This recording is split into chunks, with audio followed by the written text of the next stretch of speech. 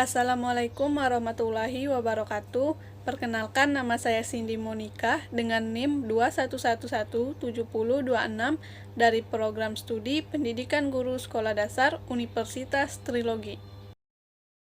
Tujuan saya membuat video ini untuk melengkapi tugas UAS mata kuliah Psikologi Pendidikan dengan dosen Ibu Sulistriani Putri Ramadhani, SPD MPD.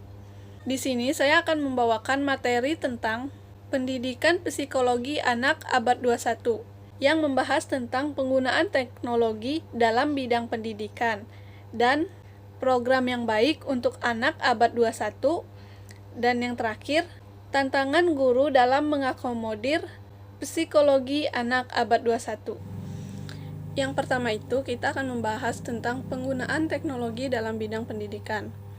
Nah, dalam Kamus Besar Bahasa Indonesia, pendidikan teknologi itu ialah metode bersistem untuk merencanakan, menggunakan dan memulai seluruh kegiatan pengajaran dan pembelajaran dengan memperhatikan baik sumber teknis maupun manusia dan interaksi antara keduanya, sehingga dapat membentuk pendidikan yang lebih efektif.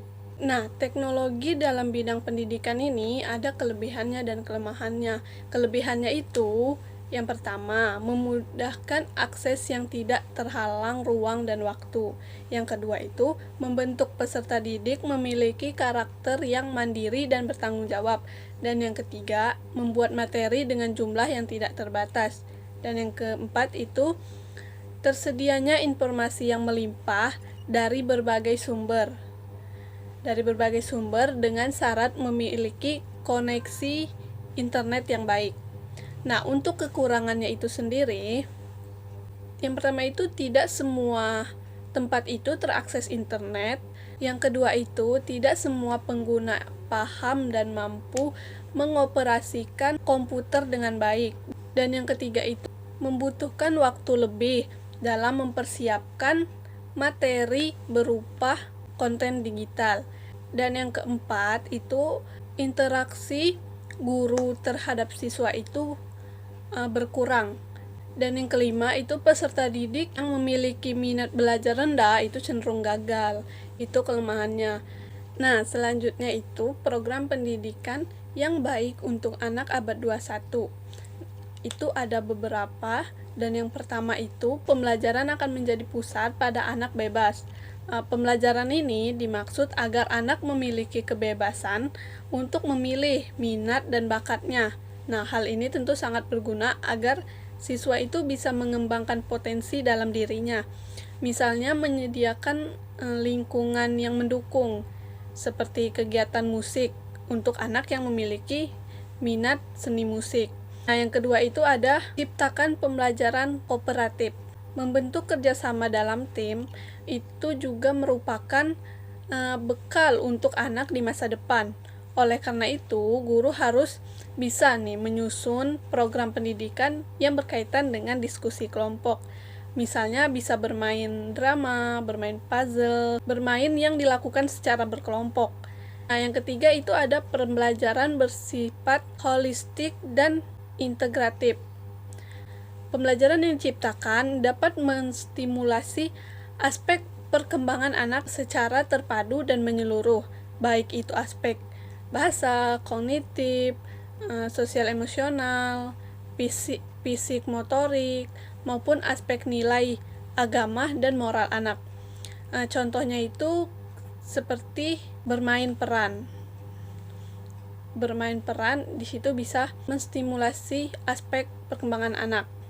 Dan yang keempat itu ada integrasikan teknologi dalam pembelajaran. Guru harus bisa mensosialisasikan teknologi kepada peserta didik agar kegiatan belajar mengajar itu lebih efektif.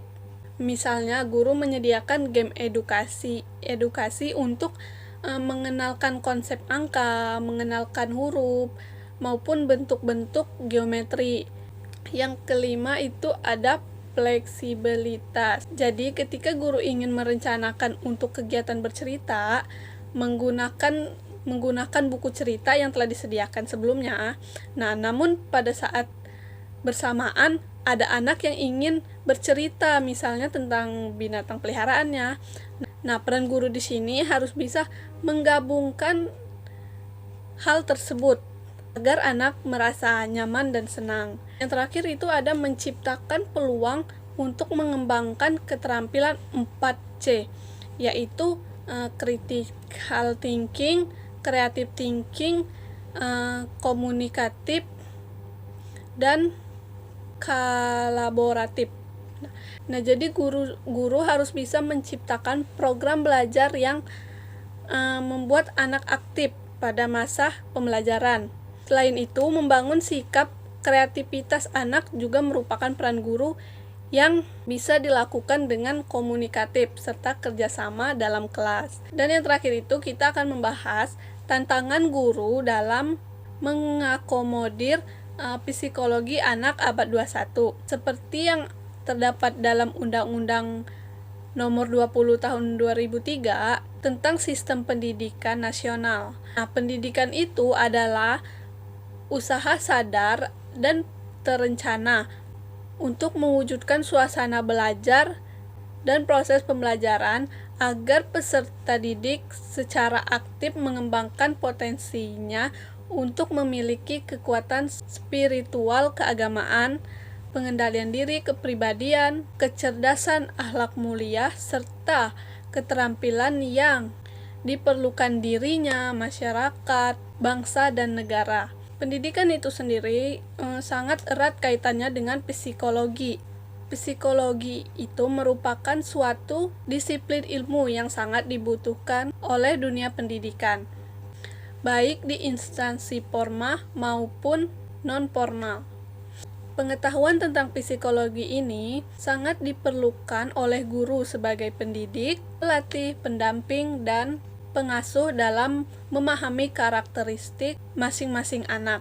Jika anak mengalami gangguan kurangnya konsentrasi di dalam sebuah kelas, itu termasuk faktor psikologi yang harus diketahui oleh guru sebagai pengajar, pendidik di kelas untuk mencegah dan mengatasi kesulitan belajar yang dialami peserta didik dalam proses pembelajaran di kelas. Selain itu, saat anak memperlihatkan sikap acuh pada saat pembelajaran, berarti itu terdapat gangguan psikologi pada peserta didik, berupa minat dan motivasi belajar yang rendah.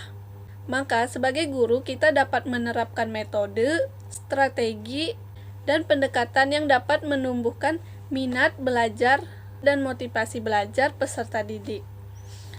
Mungkin sampai di situ saja penjelasan saya tentang pendidikan psikologi anak abad 21. Lebih dan kurangnya saya mohon maaf. Saya tutup dengan wassalamualaikum warahmatullahi wabarakatuh. Terima kasih.